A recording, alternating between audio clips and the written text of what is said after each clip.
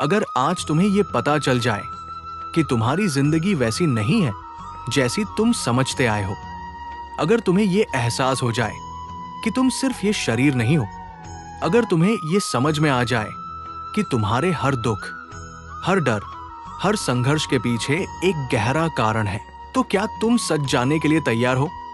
क्योंकि आज जो तुम सुनने वाले हो वो सिर्फ एक मोटिवेशनल बात नहीं है, ये तुम्हारी आत्मा को जगाने वाला सत्य है। तुम्हारा जन्म किसी दुर्घटना का परिणाम नहीं है। तुम यहाँ सिर्फ खाने, कमाने और एक दिन मर जाने के लिए नहीं आए हो।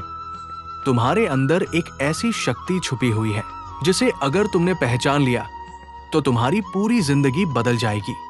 और शायद यही कारण है कि तुम इस समय ये वीडियो देख रहे हो, क्योंकि कुछ बातें संयोग नहीं होती, वे पहले से तय होती है। अब एक सवाल खुद से पूछो, क्या कभी तुम्हें ऐसा लगा है कि अंदर कोई खालीपन है? सब कुछ होते हुए भी कुछ कमी सी महसूस होती है?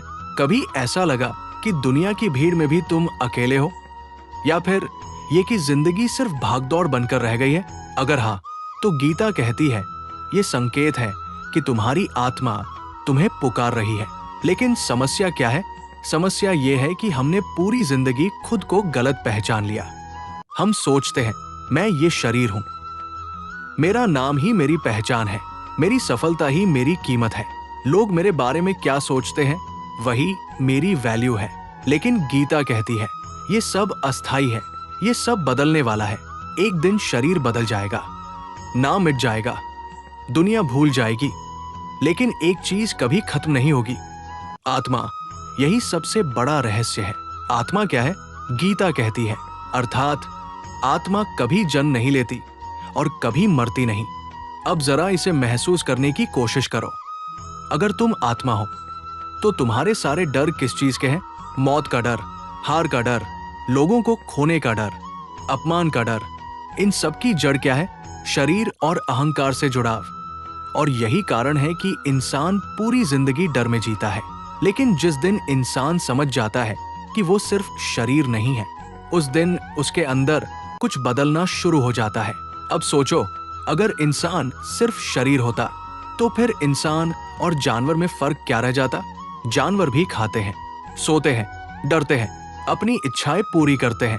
तो फिर इंसान खास क्यों है? क्योंकि इंसान के पास एक क्षमता है, खुद को जानने की क्षमता।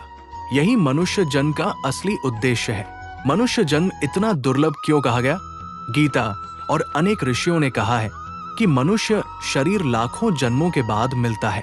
सोचो, अगर ये जन्म इतना मूल्यवान है तो क्या इसका उद्देश्य सिर्फ पैसा कमाना हो सकता है? नहीं, पैसा जरूरी है, रिश्ते जरूरी है, काम जरूरी है, लेकिन ये अंतिम सत्य नहीं है। समस्या तब शुरू होती है जब इंसान इन्हीं चीजों को अपनी पूरी पहचान बना लेता है। फिर क्या होता है?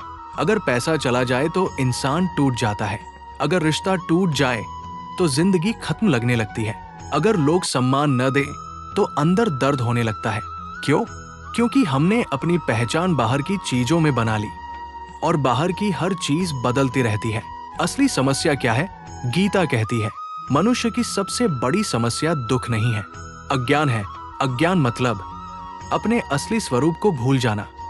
हम भूल गए कि हम कौन हैं, हम भूल गए कि हम यहाँ क्यों आए हैं, और फिर छोटी छोटी चीजों में उलझकर पूरी जिंदगी निकाल देते हैं। थोड़ा पैसा, थोड़ी प्रसिद्धि, थोड़ी खुशी, लेकिन अंदर हमेशा खालीपन रहता है, क्योंकि आत्मा को बाहरी चीजों से संतुष्टि नहीं मिलती। अब यहाँ एक बहुत गहरी बात समझो, इच्छाएं कभी खत्म नहीं होती। एक इच्छा पूरी होगी तो दूसरी पैदा हो जाएगी। तुम सोचोगे बस ये मिल जाए फिर मैं खुश हो जाऊंगा, लेकिन जैसे ही वो मिलता है मन नई चीज मांगने लगता है, और यही चक्र इंसान को थका देता है। जन्म और कर्म का रहस्य। अब एक सवाल जो हर इंसान के मन में आता है, क्यों कोई अमीर पैदा होता है और कोई गरीब? क्यों कोई जन्म से बीमार होता है और कोई स्वस्थ? क्यों किसी की जिंदगी आसान लगती है और किसी की संघर्षों से भरी? क्या ये सिर्फ किस्मत है? गीता कहती है नहीं, हर आत्मा अपने कर्मों का परिणाम लेकर आती है। आज जो तुम्हारे जीवन में हो रहा है वो अचानक नहीं हो रहा। तुम्हारे पिछले कर्म, तुम्हारी पुरानी सोच, तुम्हारी इच्छाएं, ये सब मिलकर तुम्हारी वर्तमान जिंदगी बना रहे हैं। इसी को कर्म का नियम कहा गया है और यही कारण है कि इंसान जन्म और मृत्यु के चक्र में फंसा रहता है। लेकिन यहाँ सबसे महत्वपूर्ण बात क्या है? गीता कहती है मनुष्य ही एक ऐसा प्राणी है जो इस चक्र से बाहर निकल सकता है। इसे मुक्ति कहा जाता है। मुक्ति का मतलब क्या है? बहुत लोग सोचते हैं मुक्ति का मतलब दुनिया छोड़ देना है, लेकिन असली मुक्ति क्या है? डर से मुक्ति, अहंकार से मुक्ति, इच्छाओं की गुलामी से मुक्ति, दुखों की पकड़ से मुक्ति।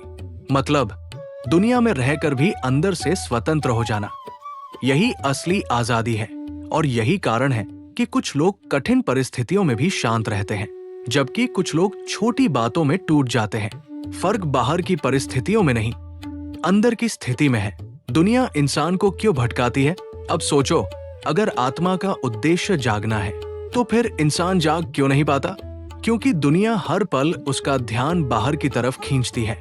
सोशल मीडिया, तुलना, लालच, अहंकार, दिखावा, ये सब मिलकर इंसान को उसके असली रास्ते से दूर ले जाते हैं। उसे ऐसा लगता है थोड़ा और पैसा मिल जाए, थोड़ी और सफलता मिल जाए तो जिंदगी पूरी हो जाएगी। लेकिन अंदर का खालीपन फिर भी बना रहता है, क्योंकि आत्मा को भौतिक चीजों से शांति नहीं मिलती। असली यात्रा कहां से शुरू होती है? जब इंसान खुद से सवाल पूछना शुरू करता है, मैं कौन हूं? मैं यहां क्यों हूं? मेरी जिंदगी का उद्देश्य क्या है? यहीं से जागरण शुरू होता है और यही वह पल होता है जहां इंसान सिर्फ जीना बंद करता है। वो सच में जागना शुरू करता है। लेकिन ये रास्ता आसान नहीं है, क्योंकि जैसे ही तुम जागने लगते हो, तुम्हारा मन तुम्हें वापस पुरानी जिंदगी में खींचने लगता है। मन कहता है अभी नहीं, बाद में देखेंगे, अभी जिंदगी एंजॉय करो।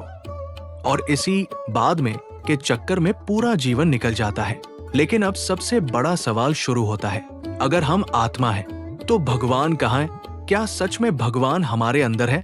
अगर है तो हम उसे महसूस क्यों नहीं कर पाते? और सबसे बड़ा रहस्य, अगर इंसान अपने अंदर मौजूद उस शक्ति को पहचान ले तो उसकी जिंदगी में क्या बदलता है?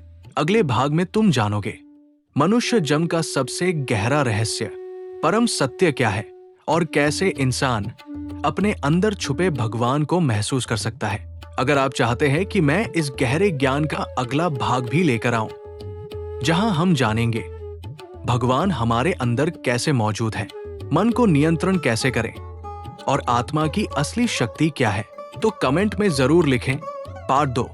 आपका एक कमेंट इस श्रृंखला का अगला भाग ला सकता है। और अगर ये ज्ञान आपके दिल को छू रहा है तो वीडियो को लाइक और चैनल को सब्सक्राइब जरूर करें।